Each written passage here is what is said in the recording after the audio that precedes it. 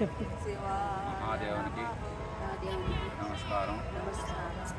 ఈరోజు కార్తీక మాసం ప్రారంభమై ఇవాళకి 3 రోజులైంది. ఈరోజు 3వ రోజు శుక్రవారం కనుక మేమందరం కూడా భక్తులం శ్రీశైలం అమ్మవారిని అయ్యవారిని మరి అష్టాదశ శక్తిపీఠాలలో అమ్మవారి యొక్క గొప్ప శక్తిపీఠంగా, ద్వాదశ జ్యోతిర్లింగాలలో స్వామివారు మరి జ్యోతిర్లింగేశ్వరుడుగా సాకార నిరాకార 2 రూపాలని మానవ లోకానికి అందిస్తూ మానవ జాతి మొత్తాన్ని పునీతం చేస్తున్నటువంటి దేవదేవుడు, ఆదిదేవుడు, మహాదేవుడు. ఎందుకంటే దేవతలు అందరికీ కూడా రాక్షసులకి దేవతలకి వరాలు ఇచ్చినటువంటి దేవదేవుడు. దేవుళ్ళు వేరు, దేవదేవుడు వేరు. అంటే కింద మానవులుగా పుట్టి జీవించినటువంటి వాళ్ళందరూ మనకి దేవుళ్ళు. మనకి దేవుళ్ళు చాలామంది ఉన్నారు. కానీ సృష్టి ఆది నుంచి ఉన్నటువంటి దేవుడు, సృష్టికి ఆధారమైన వాడు. ఇట్లా మరి శివతత్వం అనేది మనకు చాలా గొప్పగా ఉంటుంది. అంటే 2 రకాలుగా ఉంటుంది శివతత్వం. ఒకటి నిరాకారంగా, అంటే ఏ ఆకారము లేని నిరాకారం. కనపడే ఆకారాలన్నింటికి ఆధారం. ఇప్పుడు అన్ని కలర్స్ ఉన్న బల్బులకి దాని ఆధారం ఏమిటి? కరెంటు. అలా కరెంటుగా పవర్గా ఉన్నటువంటి నిరాకార స్వరూపమైన శివుడు. సాకారం అంటే మనం ఇప్పుడు అర్చనామూర్తిగా ఆరాధిస్తూ ఉన్నాం, లింగ రూపం, ఆరాధించే రూపం. ఈ 2 కూడా సాకార నిరాకారంగా, మళ్ళీ మానవులకే కాదు దేవతలు కూడా ఆదర్శమైనటువంటి పుణ్య దంపతులుగా. ఎందుకంటే శివపార్వతులు ఆది దంపతులు. మానవ లోకానికి దేవలోకాలకు ఆదర్శంగా ఎట్లా జీవించాలి, స్త్రీ పురుషులు ఎట్లా ఐకమత్యంగా ఉండాలి, కుటుంబ విలువలు ఎట్లా ఉండాలి, అవన్నీ శివ కుటుంబం అనేది దేవతలందరికీ ఆదర్శమైనటువంటి. ఎందుకంటే వినాయకుడు దేవతలందరికీ ప్రథమ గణాధిపతి, ప్రథమ పూజ్యుడు.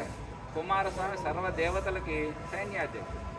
మరి అమ్మవారు ప్రధాన దేవత, అయ్యవారు ప్రధాన దేవుడు. ఇట్లా మన దేవతల్లో ప్రధానమైనటువంటి శివ కుటుంబం అనేది ఒక గొప్పది. ఇట్లా మన భారతదేశం యావత్ ప్రపంచవ్యాప్తంగా కార్తీక మాస శోభ అనేది అందరూ హృదయాలను ఎంతో పులకరింపజేస్తూ ఉంటుంది. ఎటు చూసిన శివతాండవం లోపల శివాలయం. మరి ఇంత అడవిలో ఆ రోజుల్లో మహాత్ములు మరి దీన్ని సంకల్పం చేసింది. ఆ శివైతే అంటే సంకల్పం. దాన్ని ఎంతోమందిని వాడుకొని మినిమం మన ప్రారీవాడు ఇదంతా చూస్తే 4 ఎకరాల విస్తీర్ణం మనకు ఇంచుమించుగా కనపడతా ఉంది. ఇంకా నేను ఇందులో ఏమిటి అసలు ప్రత్యేకత అని మనం 3 రోజుల నుంచి చూస్తూ ఉంటే ఇందులో మనకు ఆ రోజు కూడా వీళ్ళు వాస్తుని పాటించేది అనిపించింది. ఇదిగో మనం ఇక్కడ నిలబడి చూడండి, మన ఈశాన్యం అనేది కొంచెం పెంపుగా కనపడుతుంది. నేను ఆ వైపు చూసా ప్రారీ కూడా, అటు కూడా 2 అడుగులు సగం నుంచి చూస్తే పెంపు కనపడుతుంది. ఇలా వాస్తు కూడా మరి 1000 సంవత్సరాల క్రితం పాటించి ఈశాన్య పెంపుగా కూడా దేవాలయం ఉంది. దేవాలయం మొత్తం లోన్ చూసుకున్నా కూడా నైరుతి అంతా మెరక భాగంగా, ఈశాన్యం అంతా పల్ల భాగంగా బ్రహ్మాండంగా ఎంత అద్భుతంగా ప్రతి దేవాలయం ఇక్కడ అంత గొప్పగా ఉండటానికి మనకు దక్షిణ కాశీగా, మనకు ఈ భారతదేశంలో మనకు ఉత్తరం భారత, దక్షిణ భారతం 2 రకాలుగా ఉన్న మన దక్షిణ కాశీగా ఉన్నటువంటి క్షేత్రాల్లో ఇది ఒక గొప్ప క్షేత్రంగా మనకి చేయటం.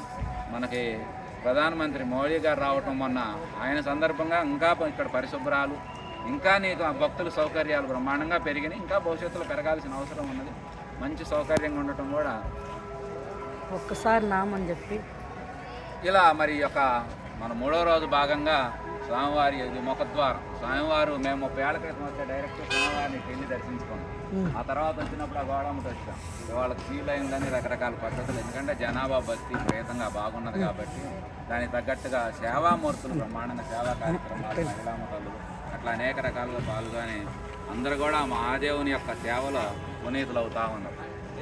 అలా ఇంకా కావాలని అందరిని కోరుకుంటూ విశ్వశాంతి జరగాలంటే ఈ యొక్క హిందూ సంస్కృతి సాంప్రదాయాలు గొప్పగా ఏకత్వంలో భిన్నత్వంలో ఏకత్వంలో కొనసాగేటువంటి సంస్కృతి బాగా వర్ధిల్లాలని అందరినీ కూడా మనమే కాదు, అందుకే లోకా సంస్థ శిక్షణ బాగుంటుంది. అంటే లోకమంతా కూడా సుఖంగా, శాంతిగా, ఆనందంగా, ఐకమత్యంగా, సమతాభావనతో ఇలా ఉండాలనేటువంటి సంస్కృతి వర్ధిల్లాలని మనందరం కూడా సంతోషంగా ఉంటే ఎప్పుడు 10 మంది సంతోషపెట్టి జీవితం సాగాలని ఆ శివ పార్వతుల యొక్క దాంపత్య జీవితం మనకు అది తెలియజేస్తుంది. మనకు ప్రతి దానికి, ఎందుకంటే మూఢంగా చెప్పేది కాదు, అది మనకి శాస్త్రం చెప్పినా మనకు ఆ రూపాలు చెప్పినా అయ్యే చదువుతున్నాయి.